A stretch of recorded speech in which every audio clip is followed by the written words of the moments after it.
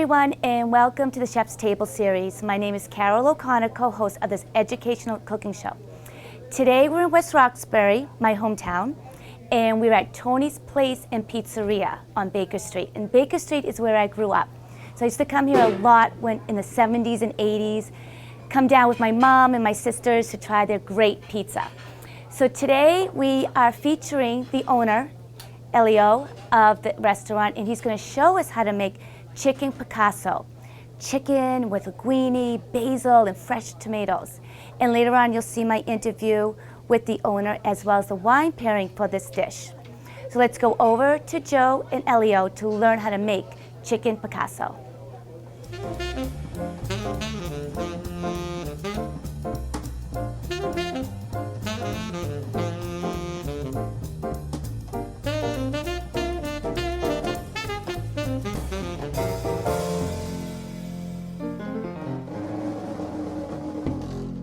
Welcome to the Chef's Table series. The Chef's Table series is produced by the Chef's Table Foundation, a 501c3 nonprofit dedicated to supporting homeless veterans and homeless young adults with a culinary school education.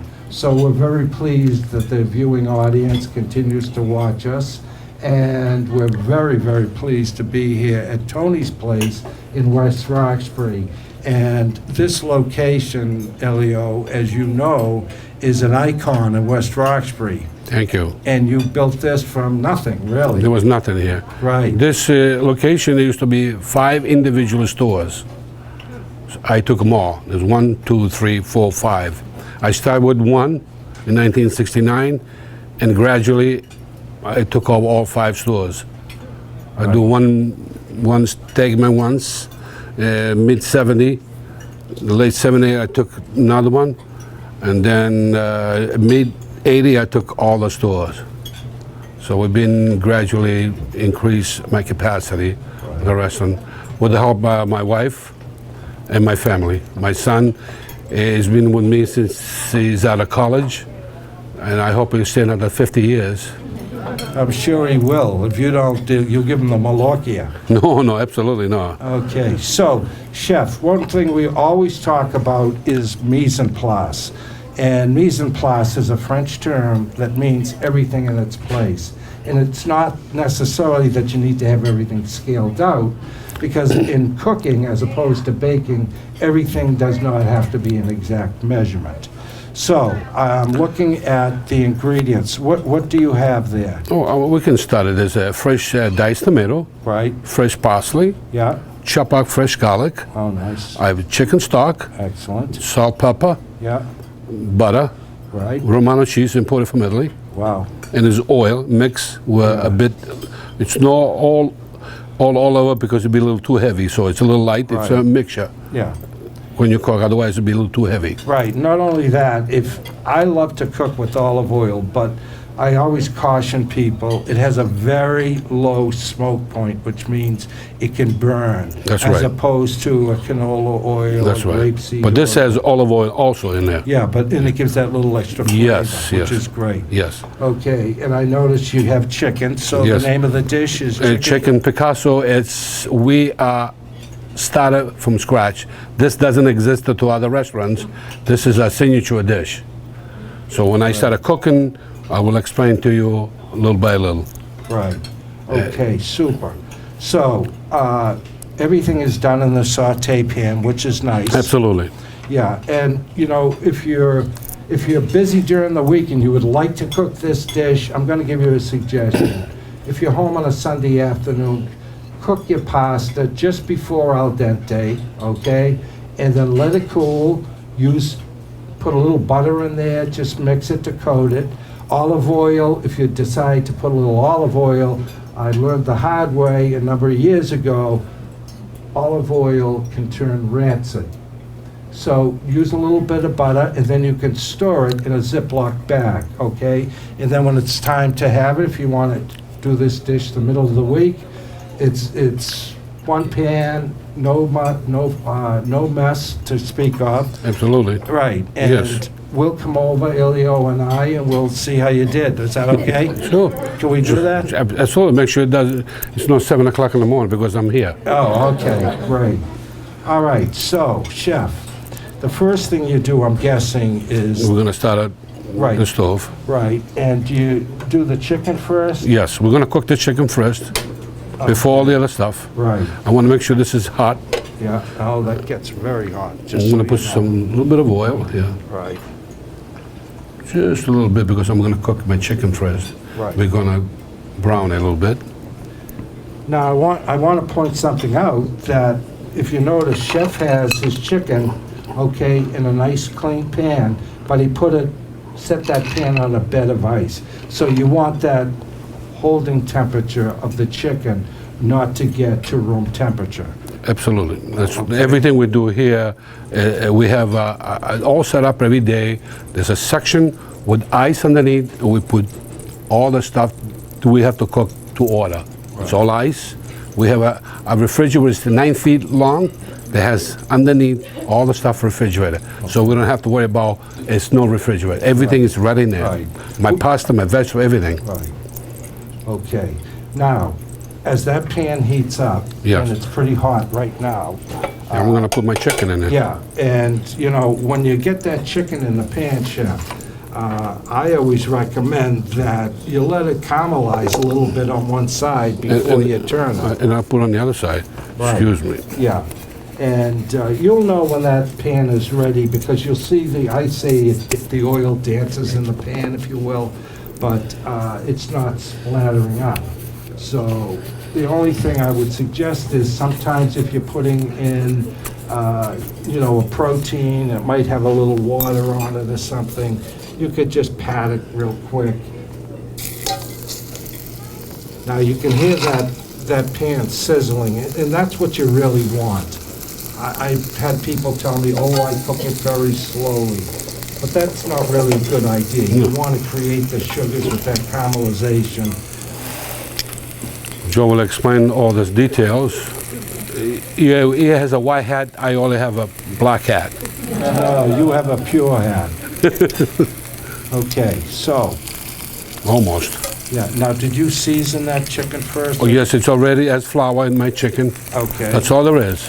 All right. Because all my ingredients are here. right, That's all is flours in there. right, My chicken's already be pounded the way it will be nice and thin. One of the things, chicken has to be cooked right through there. right, It has to be at least 150 degrees. right. So you did dredge this and then knock the excess flour off, right? No, there's very little flour. Right, okay, good. And that'll help also with the sticking and the color that you want to get. But this thing is pretty hot. Oh, yeah. I never knew this was cooking Yeah. so good. Yeah. By the way, you know, we're coming into Thanksgiving and the holidays, and you never have enough burners. And these type burners are portable, they're a butane. Oh my God, unbelievable. And it's pretty much as strong as a commercial stovetop. So it's a great backup if you have a large crowd.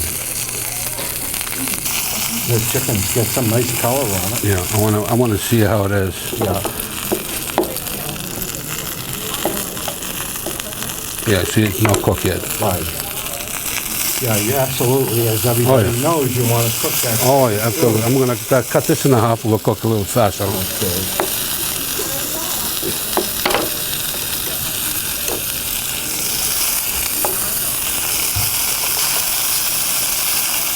So do you generally do a breast per person and? Yes, we do that for a person. Right. Elio, no, I want the white dish. Okay, so as you're cooking the chicken, No, as I cook the chicken, it's almost 90% cooked, Right. 95%. The other will be in sauté. Well, one other thing I have to do is I have to remove this from here because I don't want to overcook. I'm going to put some little bit of butter because otherwise we'll burn it. Right. So I remove this from here. Right. I'm going to cut these yeah, in small pieces, right. and I will put So- all the other ingredients. Well, one thing I want to comment on, Elio just gave you a great tip. He took that saute pan, which is very hot, and he took it right off the burner to let it come down to a better cooking temperature. And then he said he was going to put the butter in there. If he had thrown it in right away, that butter would have burned and then spoiled the sauce that he's going to finish with. That's right. So, you know, when you're cooking, if you see things burning, just take it off the burner That's right. and let it sit in the counter. That's what I'm laying it off the counter right here. I'm going to let them cool off a little because the pan is really hot. Right. If I put my butter, will burn it, and you don't want to taste the burnt butter. Right. Now, you use unsalted butter, I'm guessing? Yes. Yeah. I just put one piece of butter right here. Right here. Yeah. You always use unsalted butter in your cooking because you can always season for taste. We can turn that These down are- a little bit if you want. Can we turn it down, Joe? Yeah. Where is it? White right here? Yeah. Right here? Okay. Okay, perfect.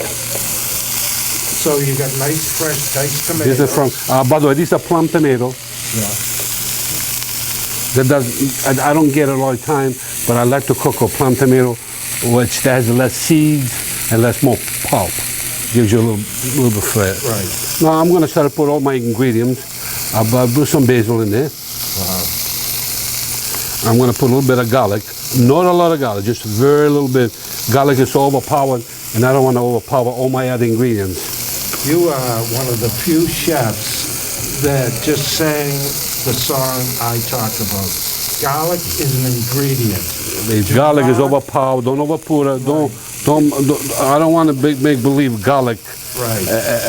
My son went to Italy and went from Venice to Sicily. There was only 2 dishes with garlic. Garlic is no cooked with like you're cooking pasta. Right. You only put a little bit. I'm going to put some chicken stock.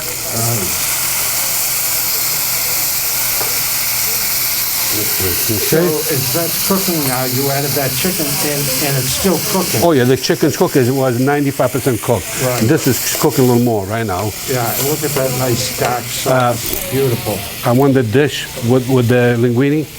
Just put them over here. I want to put them in there. Right. Okay, this is almost perfect cook. Yeah. Wow, that looks good. Looks delicious. It looks good. I like to have all my stuff here that I don't have to run around. Everything's when we cook in there, like I said, we have a refrigerator. It's 9 feet long. Every single ingredient is there. We don't have to worry about putting ice. Only one thing we put on ice is when we have we cook some of the fried stuff, the egg batter. It's put on ice. We have a helper spread that comes every 3 months, 6 months. It puts a gauge right in there. Check out all my temperature, all my refrigeration, my ice, and all my steam table. So I learned by all those things. Now what I'm going to do is I'm going to put this in here. Yeah. I use my hands here. Right.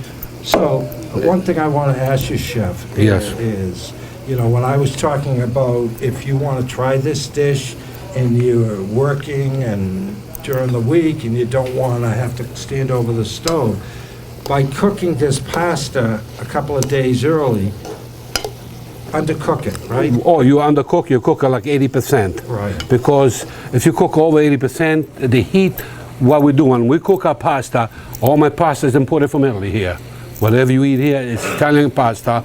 The oil is all imported from Italy. So what we do is the pasta, we cook 80%. If you cook any longer, that'll be like mashed potato. Right. And I don't like to cook mashed potato. Right. And then, again, that end product will be al dente. That's right. So now, keep that in mind. I put some Romano cheese here. This is almost ready. Yeah. Delicioso. I don't have my fork, but this looks perfect. Wow. See, I have a cloth here to grab this. Right. I think I've done this before, I guess, huh? Yeah, it's not your first rodeo. I don't know. Sure. I think I've done this. I haven't finished yet. I'm going to shut this off here. Yeah. Right here. Excellent. Oh, it smells absolutely delicious. Now this, I like that. It's a chicken top a little bit over here. All right. And you know, he's getting the plate dressed, and part of eating is eye appeal. So he just made sure. When I go in the kitchen, if I don't see a dish that doesn't look right, I tell them to do from scratch. Right. I don't want you to warm it up.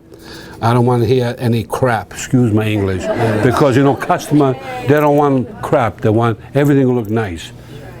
Customer, they don't care. They want everything to look perfect, and I try to have it perfect. Now, this is a dish, if anybody wants to come and see it, this is what it looks like, if you want to come over here, look at it. Yeah. It smells absolutely delicious, and it really looks great. And I'll tell you, we always have an audience, and by far, this was the largest audience that we've ever had attend one of the cooking demonstrations.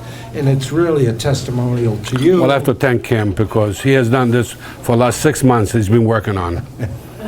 Well, I'll tell you, it's really about you. And I called your son Thank you. several weeks ago, and I said, I cannot believe how many people are talking about this. They want to come. So it's been great. And I'll ask you, if you want to take some time and create smell-o-vision with me, we could probably make some money, because, sitting looking at this dish. And think about it, and this is one of the great aspects of Italian food. Fresh, great quality, and a few ingredients. I was just going, I have about 6 different people that I can buy vegetable, fruit, wine, things. I don't have just one day delivery. I'm lucky that I have enough space that I can have any day's delivery. I have Saturday morning delivery, any vegetable, any fish, Right. and any meat. Yeah. So if I'm out, any of those ingredients, it'll be delivered. I have basil coming in Monday, Wednesday, Friday, Saturday. Wow. Fresh. Parsley, the same as things. My vegetable, you don't get vegetables when they're 2 weeks old here. Right. Everything, one of the reasons that I'm lucky enough that I have all these companies that I've been doing business for so many years, they can deliver different days. Right, which is great. And, generally, the person that goes into a restaurant can tell right away, is the product fresh? And it's I'm glad you talked about this, because it really makes a huge difference in your eating experience. And these people should be not walking in front of the camera, but that's okay. Now, This is, there's another thing, cooking. In my house, my wife, she says, thanks to my wife, she says, Dad, she calls me sometimes Dad, we have nothing to cook, don't worry. In 3 minutes, 5 minutes, I make a dish. Simple. I grew up in Sicily, the simplicity was wonderful. Right. We can cook fish, meat, something. I can make a dish out of nothing. Right. So my wife, she waited 5, 10 minutes, 15 minutes, and I made a dish. Right. And people don't realize you don't have to have 17 different stuff inside. This particular dish is a little more, I would say arrabbiato, it's in Italian. Arrabbiato means more aggressive, than other dish. But we have a lot of simple dishes here also. Right. I say arrabbiato means the word in English. It doesn't sound the same.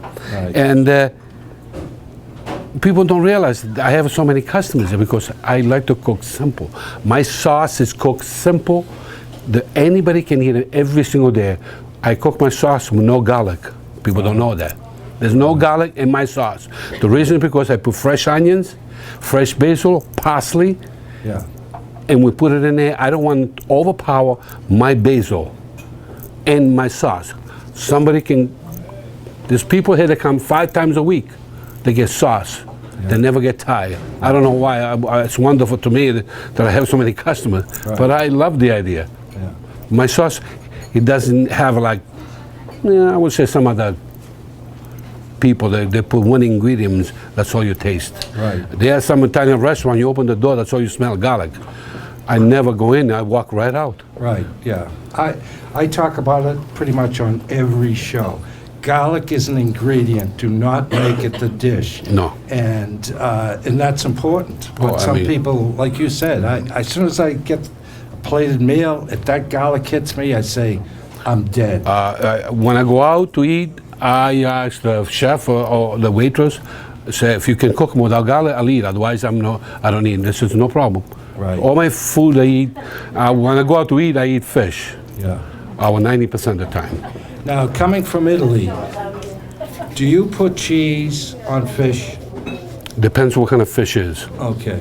Most 90% not. Right. I have had some great Italian No, chefs, and they just do it. No cheese on No, fish. no cheese. Right. You only put cheese if I have like one particular. We have scrod of haddock, Parmesan. We Yeah. put some provolone cheese, which is provolone. It's not this little mild. It tastes like American.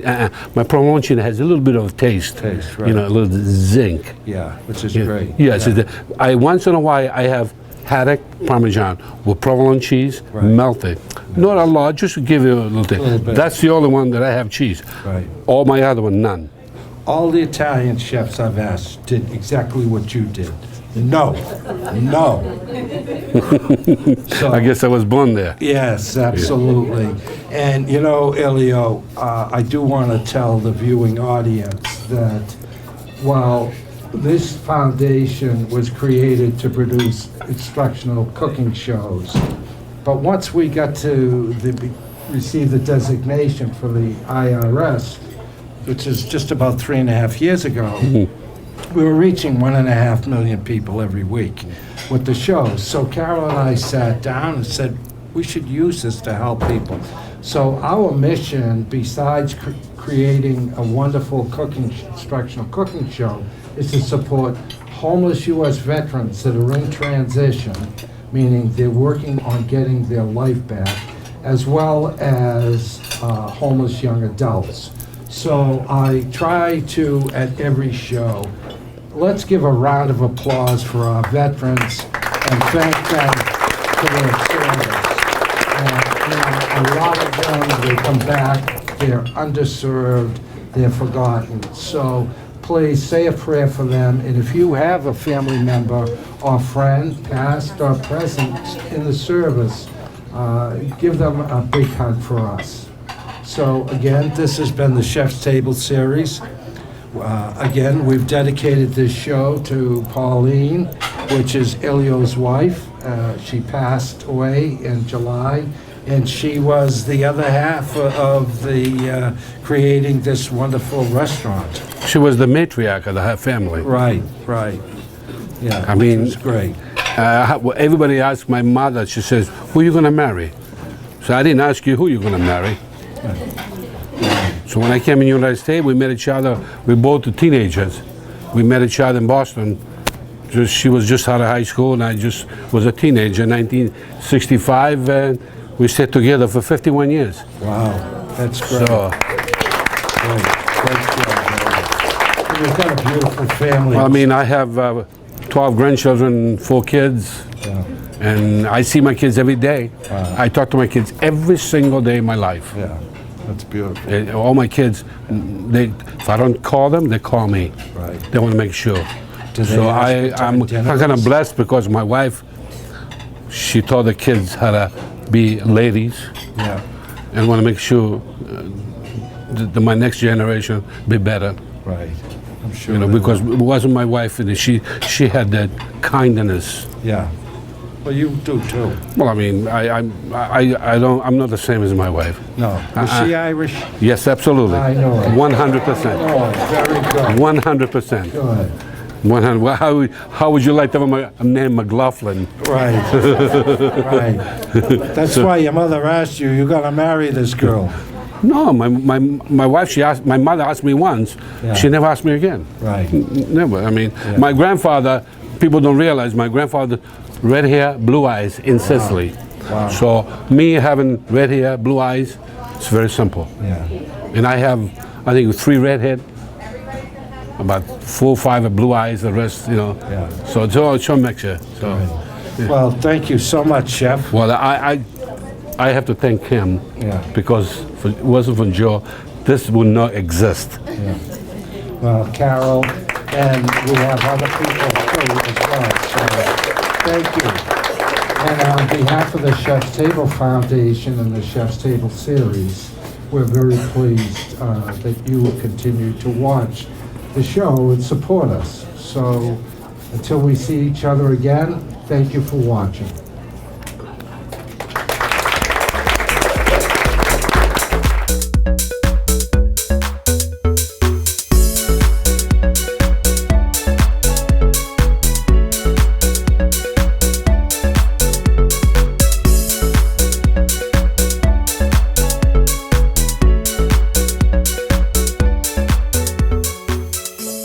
Hello everyone and welcome to the wine pairing segment of the Chef's Table series. I am here with Alisha, and Alisha has chosen a red wine from Kenwood to go with the Chicken Picasso.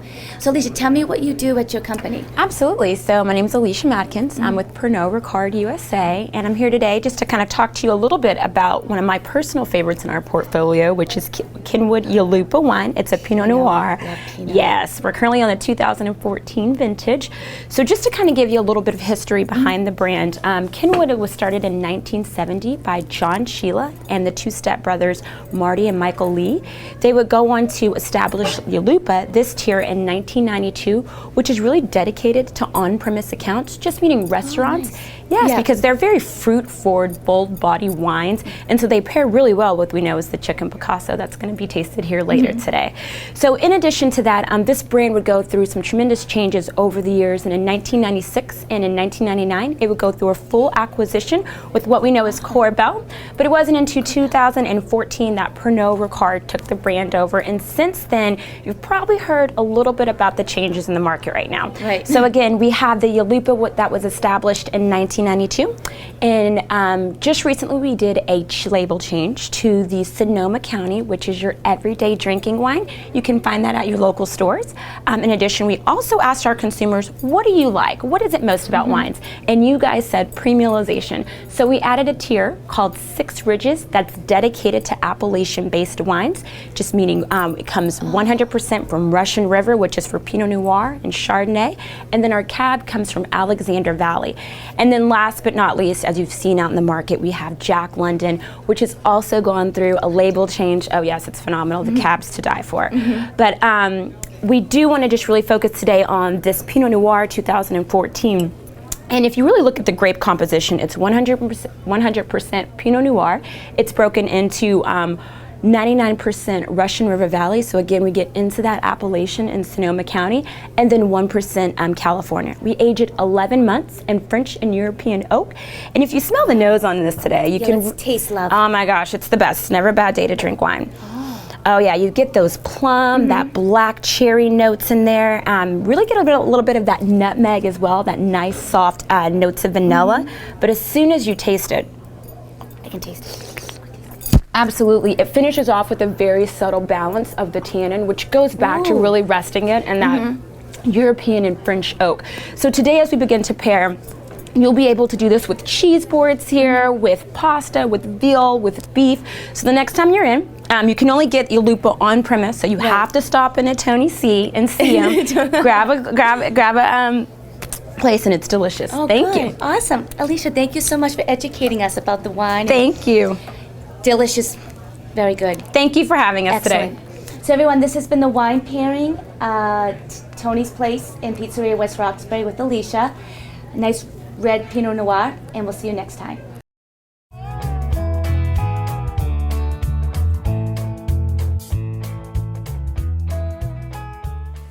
Hello everyone, and welcome to the Farm to Table Tip. I am Carol O'Connor. No, I'm Farmer Carol today with the hat. And with me, Beautiful. Thank you, is my farmer friend, Steve Verrill, co-owner of Verrill Farm. And we are here at the facility at Verrill Farm, and there's tons, as you can see, fresh produce in front of us. Items that I've never seen or never heard of. So we're going to talk about how all these items will be going to local restaurants, and that's the way how marketing happens for you. Okay, well, restaurants are one of our major markets. We sell directly to about 40 area restaurants. Wow. And we take orders actually 4 days a week in the summer and deliver 4 days a week. And Tony's doing some packing here now. He's got a bunch of invoices over there on the table from orders that were taken. Yes. And he's packing things up. For some restaurants will take like 3 pounds of radishes, and some will take a case. It's different deals, but we have a beautiful array of things here. Yes. Well, one of the unusual things we have, you hand me one of those beets. This is a beet? Yeah. That is wow, that's a different shape. These are Chiocchia beets. They're cylindrical, and the restaurants like them because they can get a lot of slices the same size out of a beet, not just a couple good ones in the middle. Right. And they've been very popular with the restaurants. This is spinach. Yeah. Wow, they're beautiful. How big they are. Right. Very different, everyone, from a supermarket. A lot of beautiful radishes, and Carol's favorite here, some cilantro. I love cilantro. I love the smell. That should just be throughout everyone's kitchen, cilantro. Some nice arugula. That's huge. Whoop, oh, spreading it all around here. Oh, can't mix it with the spinach. And then you have this item that's like has lavender at the bottom. Yeah, that's Russian kale. Wow. And then we have red Swiss chard, Never seen that. and golden beets, Beautiful. and golden zucchini, Never seen that. regular yellowneck squash, and kusa squash. Wow. Now I'm gonna come back here. You stay where you are. But oh, here it is. Tell me about this. You mentioned it to me on the last tip. Yeah, what did I say it was? I don't know. I don't know how to pronounce it. Kohlrabi. Kohlrabi. And it's a popular vegetable in Central Europe. Oh. But it's very nice because it's a little bit like a beet, except the leaves come out all over the place here. And it, of course, is white inside. But you can eat it raw, grated, or sliced thinly in a salad, or you can cook it like you do beets, steam it or boil it a little bit and cook it that way. So, And the greens you can cook also just like with beets. oh. And Carol asked me what it tastes like. Yeah, what does it taste like? It tastes exactly like kohlrabi. Which I've never had before. So does it taste like a radish or a Maybe beet? a little like a mild radish or a mild turnip Right, we're in that area. We're going to have a taste test Right, later. we'll do that. And try that. We'll do that. Yeah, I've never heard of that one. This is like a field trip. Learning all these different types of A lot of different radishes, nice icicle radishes Yes, there. I've never seen that one. So Steve, I want to talk about this purple vegetable that I believe is the kohlrabi sister vegetable. It's kohlrabi. That comes in a couple colors, just like beets and carrots do. This is the purple, and very similar to the green kohlrabi. Right. But it's popular with some people. It's a very common Central European vegetable. Yes. Good raw or cooked with salads. Or Yeah, we're gonna have a taste test. we'll do that. Yes. So everyone, visit your local farm. You're gonna learn so much about vegetables, the freshness of it, how your local restaurants, they come to their farmers and they get this great produce that you get to eat and enjoy. Love it. Love this. I think we're gonna have to taste test this. We'll purple try that one. We'll try this that one. one. All Yeah. right. Perfect. Okay. Steve, very interesting, beautiful, and thanks for Tony. So everyone, this has been the Farm to Table tip of the Chef's Table series. My name is Farmer Carol O'Connor, co-host, with Farmer Steve Verrill Verrill. of Verrill Farm, and we'll see you next week.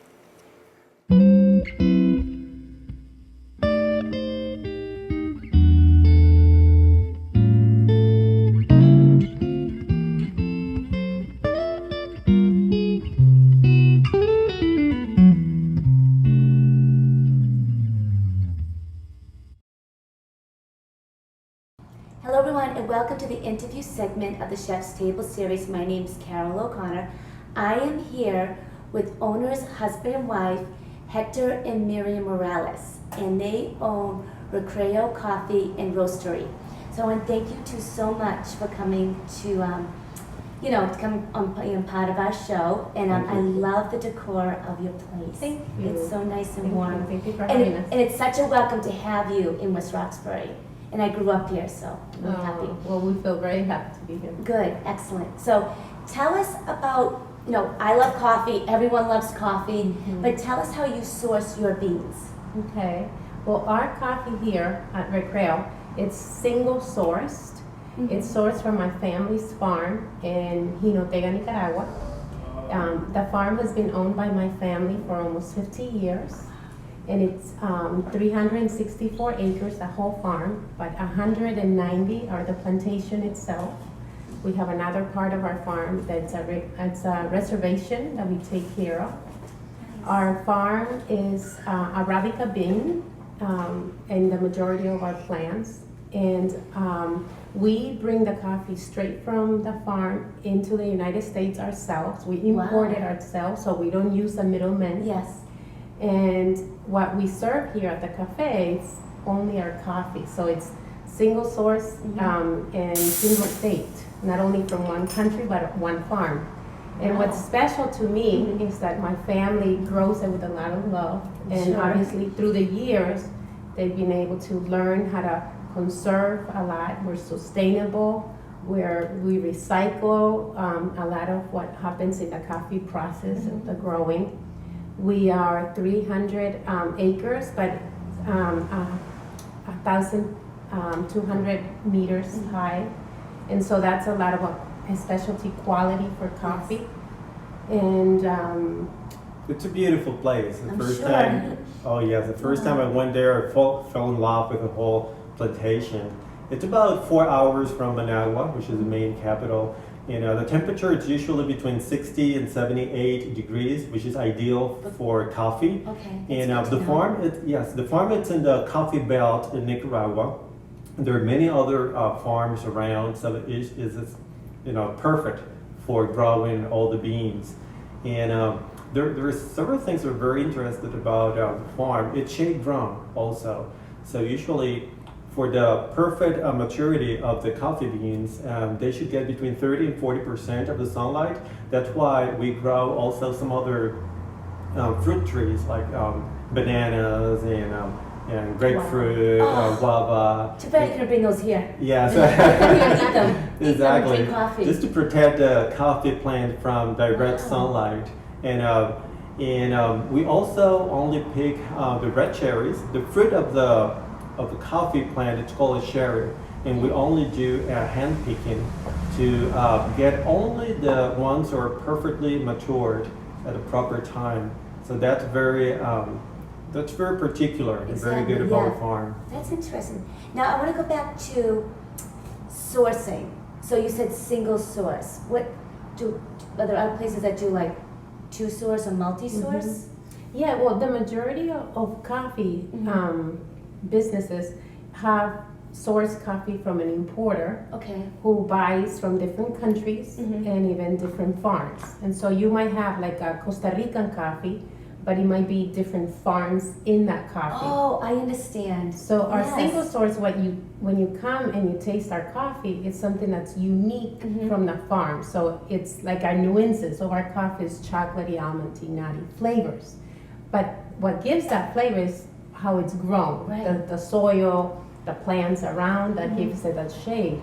So you're tasting something special because it comes from one country. Exactly. And I just learned something. That's interesting. And I think the other aspect is, that my family, before we started importing the coffee and bringing it and roasting here, my parents used to sell to an exporter. So the coffee would go, they didn't know where to go. Wow. Yeah. But now even for my father, who's been working really hard for 50 years, and for him to know that his coffee that he's growing in his farm, it now gets to somebody in a cup of coffee directly. So for him, it's a dream come true. So that's really special to my heart because I'm able to now not only bring a very good coffee to West Roxbury, but bring something that is a proud product of my parents. Exactly. Straight here. Like that's remarkable. You know what I mean? Yeah. It's like, it's family in our community. And I love coming here. I love to taste the coffee. I'm not adventurous yet, but I think after we speak more about roasting, maybe I'll jump to the medium and bold roast that you said a lot of people like. So that's what I'm looking forward to, definitely. So I want to thank both of you for being on our first segment today.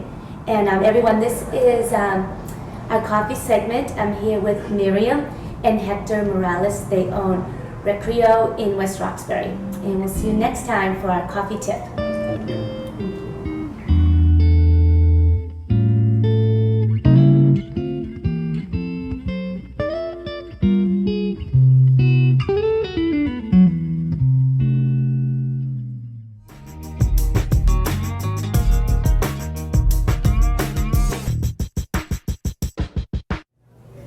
Hey everyone, and welcome to the Chef's Table series, the interview segment. And just to let you know, we're dedicating the show to Elio's wife, Pauline, who Passed away in July. and helped build this great restaurant. It was a blizzard of 78 in February, and you couldn't drive. There was hardly anything closed. So we used to take this big sled, my mother and my two younger sisters, and we used to come here and eat because you were open. Do you remember that? Yes, that was the only place open. Yeah. From here to Rosendale. Exactly, yeah. Or from here to Dedham. Or maybe Star Market was open. Maybe. Yeah. Oh, no, I'll talk about restaurant. Right. Now tell me, you've grown though. You started in the place, and then you came I from started here. on the other side. This building, it's featured with 5 different buildings. Oh, wow. Eventually, I took all 5 of them. Mm-hmm. I started on the other side, just was a pizza shop, and eventually I grew. Every year, I just grew more and more and more until I took the whole block. Oh, wow. So, and this is what it is now. Yeah, full restaurant. Yes. Bar, takeout. We have here we have a bar, the restaurant, and a takeout next door, which you can take out all my meal that we have here. You can take out to go a steak, chicken parmigiano, veal, chicken marsala, chicken Picasso, swordfish, salmon, swordfish, scallop, shrimp. We have 7, 8 different kinds of fish, always. Oh, wow. It's not just a pizza shop. Now you started this in 1969, is that In correct? 1969, yes. And then from there you grew it. I And grew- then the menu grew as well. Absolutely. Yeah. I mean, eventually, it just took a while in West Roxbury. You have to understand, we have a different kind of culture here, and took us a Yes. little bit of while Yes. in order to introduce Your this type kind of cuisine. food to all the people around here. Yeah, exactly. And it's a hit. You're always crowded. Everyone always talks about coming here, but it's the pizza, it's the sauce and the cheese. You just bite into it, and it's so good. They don't understand it. We make pizza every single day. We make sauce every single day, 7 days a week. We open up in the morning. I'm here at 7, sometimes 6:30. I have people coming in between from 7:15 to 8 o'clock. The whole crew coming in every day, and all the stuff is fresh. Especially, it's like you buy fresh bread. Right. We cook it every day. I mean, and the love sauce every single day. So whatever is here is cooked fresh. And I have delivered fish even on Saturday morning here. Oh, It wow. doesn't mean that some people says, oh, the fish Monday, it's old. We have delivered. Yeah. And tell me about the dish that you're going to make today, the Chicken Picasso. Like, how'd you come up with that name? We designed it ourselves. This is our signature dish. Oh, Yes, nobody has it. If you go any other restaurant, it doesn't exist, the Chicken Picasso. They have called Chicken Piccata, but this is Right. completely different. right. We designed it ourselves and eventually become a hit. Well, your place is a hit. Thank you. I mean, it's one thing, this place is run by family. Yes, you have your son here. Me and my now. son is going to be here. Yeah, Eventually, I hope he stays another 50 years. he will. I hope so. And our little kids. And we have, I have 12 grandchildren. Oh. You never know who's going to come. Right. Oh, that's great. So, Well, it's really great that you built something and it's grown so much in the West Roxbury that so many people from different parts of the area come. Yeah, right? we have such a versatile culture here. It's just Exactly. unbelievable. We have every part of Europe here. And in South America, we just have just a little bit of everything, which is wonderful. Yeah, and you'll always be here. I hope so. You will, definitely. hope so. Well, Elio, thank you so much You're for being on the welcome. interview segment. And this place is let's see if I can pronounce it. Nostalgia for a lot of people. Thank you. I know it is for me when I used to live right up the street. It's unbelievable. I have a customer, Yeah. and I ask him, how long you been here? Well, 45. One, 38. I have people working for me for 35 years. Yes, yep. 40 years. Maureen, yeah. I mean, I have people, they never leave. Yeah. All my workers, they're part-time here. They enjoy to come here. If they work Right. full-time, and this job is too much pressure, and they don't like. So everybody works 2 days, 3 days, that's it. Yeah. And they come in and they enjoy Yeah, they the enjoy excitement working here. and customer. And I have so much great customers. Yeah, It that's just great. feels great to come in to work every day. That's good. And every day I come in here, I leave the house I can't wait to come here. Right. That's so good. It's fun. It is fun. For me, it is fun. Yeah, you're fun to interview. Yes, and my son is going to take over, and eventually it's going to be the same. Right. Maybe a little better, because things usually get better, I hope. Yeah, they do. Well, hon, thank you so much. You're welcome. So everyone, this has been an interview segment of the Chef's Table series here at Tony's Place and Pizzeria in West Roxbury.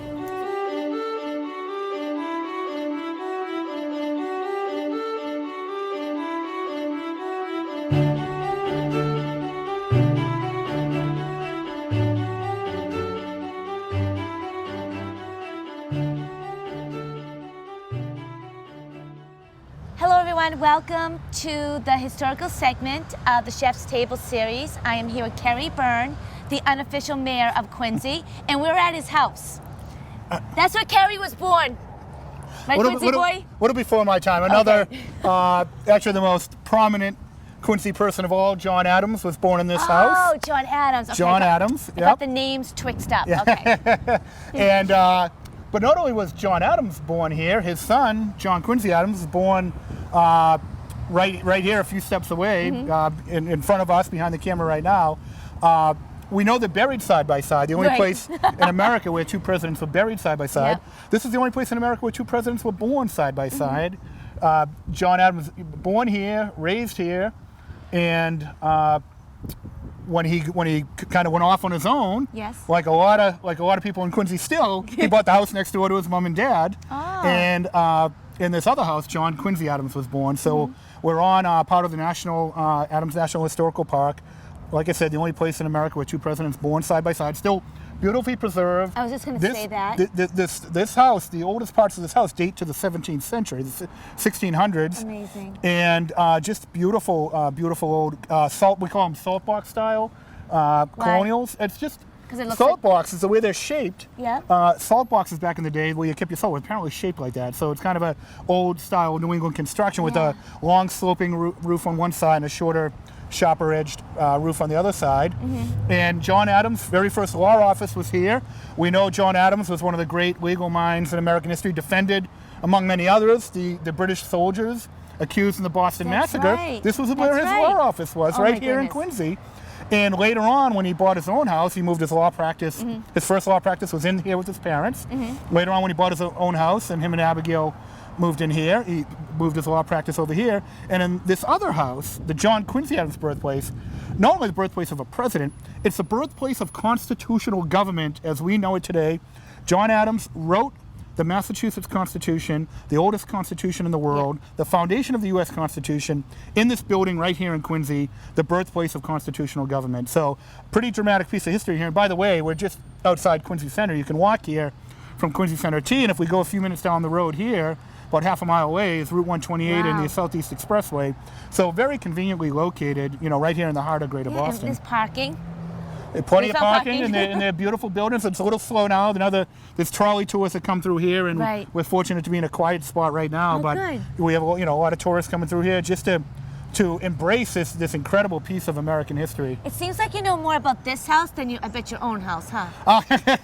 Quite a bit. But I know how old these homes are. I don't know how old I don't know my own either. house is. Yeah. Right.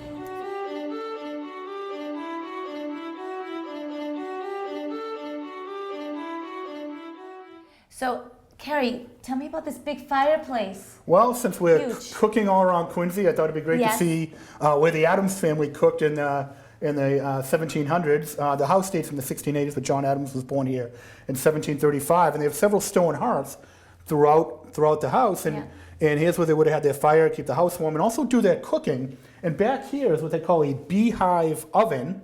It was kind of a bread oven, Yeah. and kind of like at Angela's coal-fired pizza, where they cooked, the coal-fired, Yeah. pizza in coal-fired ovens. They would heat up that oven, and it has this beehive shape, and it would stay hot for several hours, and they could cook their bread in there. They even have almost like a pizza peel, right? An iron peel that they would use Who would've to put the thought? bread in and out. So in a lot of ways, the technology people are cooking with today in modern restaurants isn't a lot different than they cooked with back in the 1700s. But this is where, you can see the pot hanging. This is where their family meals would have been cooked right here. Well, think of it, ovens, and now people are actually building these brick fire. Yeah, well, because right? there's such an affinity now in modern restaurant culture for kind of retro Americana. People going back to the way things used to be in terms of ingredients, in terms of technology and methods, and really embracing the the rich culinary history we have here in this country. And history in the food. Yeah, and this is where this is where it would have happened in real life. Oh, so 250, 300 years ago. All right, cool. Thanks, Kerry. This is awesome. Love going into these old homes. It's pretty cool. I know it's not your home. No. It's the other Quincy Picasso. Be cool to live here, though, wouldn't it? I would definitely live here. Definitely. Just bundle up for the fall. Okay, everyone. So that has been our special segment of the historical segment of the Chef's Table series. So we'll see you next time.